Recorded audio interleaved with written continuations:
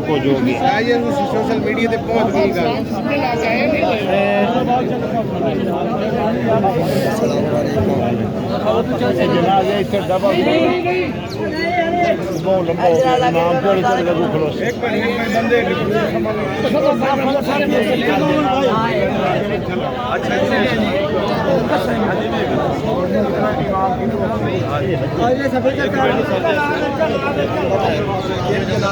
नाबालिग बच्चे भी करने आए।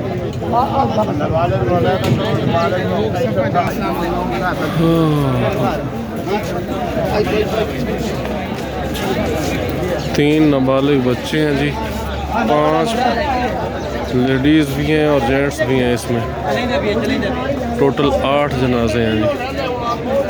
अल्लाह माफ़ करे, पूरा का पूरा घर तबाह हो गया।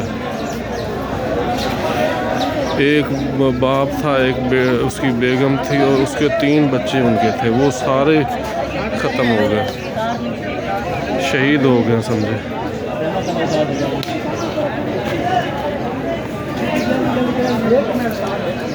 उनका अलहदा 3 का नाबालिग का अलहदा जनाजा होगा, उसके बाद फिर जो 5 बड़ी मैयतें हैं उनका अलहदा जनाजा होगा।